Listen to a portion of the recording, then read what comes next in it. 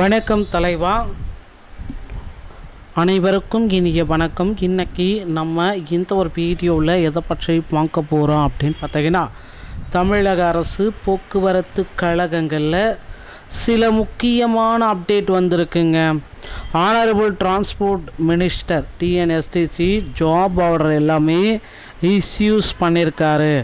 அதை பற்றின ஒரு முக்கியமான தகவல் தான் நாம் இப்பொழுது உங்களுக்கு சொல்ல போகிறோங்க. ஸோ இப்போ தமிழக அரசு போக்குவரத்து கழகத்தில் எல்லாருமே எதிர்பார்த்துட்டே இருக்கீங்க, அந்த அப்பாயின்மெண்ட் ஆர்டரு வருமான்ட்டு. ஸோ வாரிசு உரிமைதாரர்களுக்கு அப்பாயின்மெண்ட் ஆர்டரு முழுவதுமாக கொடுக்கப்பட்டு விட்டது. அரியலூர் மாவட்டம் அரியலூர் போக்குவரத்து கழக பணிமனையில் அரசு போக்குவரத்து கழகம் கும்பகோணம் லிமிட்டு கும்பகோணம் கோட்டத்தை சேர்ந்த 6 மண்டலங்களில் பணிக்காலத்தில் இறந்த பணியாளர்களின் 127 வாரிசுதாரர்களுக்கு 52 மகளிர் உட்பட பணி நியமன ஆணைகள் மாண்புமிகு போக்குவரத்து துறை மற்றும் மின்சாரத்துறை அமைச்சர் எஸ் சிவசங்கர் அவர்கள் வழங்கினார். உடன் மாவட்ட ஆட்சித்தலைவர்கள் பே ரத்தினசாமி அவர்கள், அரியலூர் மாவட்ட சட்டமன்ற உறுப்பினர் சின்னப்பா மற்றும் ஜெயங்கொண்டான் சட்டமன்ற உறுப்பினர் கண்ணன் அவர்கள் மற்றும் பலர் உள்ளிருந்தனர். ஸோ இப்போ பார்த்தீங்க அப்படின்னா, நீங்கள் எல்லாருமே எதிர்பார்த்த மாதிரி இந்த போக்குவரத்து கழகத்தில் தற்சமயம் இந்த வாரிசு உரிமைக்கான அப்பாயின்மெண்ட் லெட்டர் வந்தாச்சு மக்களே. ஸோ நீங்கள் எல்லாருமே ஆவலுடன் எதிர்பார்த்துட்டு இருந்த அந்த அப்பாயின்மெண்ட் லெட்டர் இதுதான். ஸோ அப்பாயின்மெண்ட் லெட்டர் நான் நிறைய டைம் அவங்களுக்கு சொல்லிட்டேன், என்னென்ன விதிமுறைகள் எல்லாமே பின்பற்றணும்.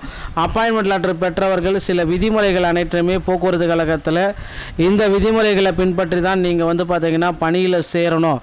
20,000 ரூபாய்க்கு டிடி எடுக்கணும். ஸோ அந்த ப்ரொசீஜர்ஸ் எல்லாமே இருக்குது.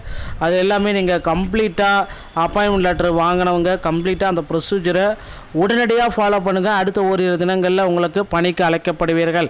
அப்பொழுது பார்த்திங்கன்னா உங்களுக்கு பணி வாய்ப்பு கொடுப்பாங்க. ஸோ அதனால் உடனடியாக இது எல்லாத்தையுமே எடுத்து வச்சுக்கோங்க. டிடி அந்த ப்ரொசீஜர்ஸ் எல்லாமே கம்ப்ளீட்டாக தமிழக அரசு போக்குவரத்து கழகத்துடைய விதிமுறைகளை முடித்து வைத்து தயார் நிலையில் வைத்து கொள்ளுங்கள்.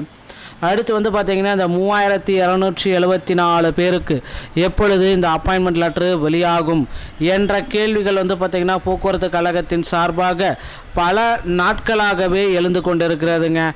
எங்களுக்கு எப்போ தான் இந்த அப்பாயின்மெண்ட் லெட்டரை கொடுப்பீங்க, இன்றைக்கி வருமா, நாளைக்கு வருமா, இன்று வருமா, நாளை வருமா அப்படின்ட்டு டிரைவர் சொந்தங்கள் எல்லாமே இந்த அவங்களுடைய பணி ஓட்டுநர் பணிக்கு செல்லாமல் இந்த அப்பாயின்மெண்ட் லெட்டருக்காகவே காத்து கொண்டிருக்கிறார்கள். ஸோ இவர்களுக்கு அந்த ஒரு நல்ல செய்தி எப்போ நமக்கு வெளியிட போகிறாங்க, அதுதான் இப்போ இருக்கிற கேள்விக்குறியாக இருக்குது.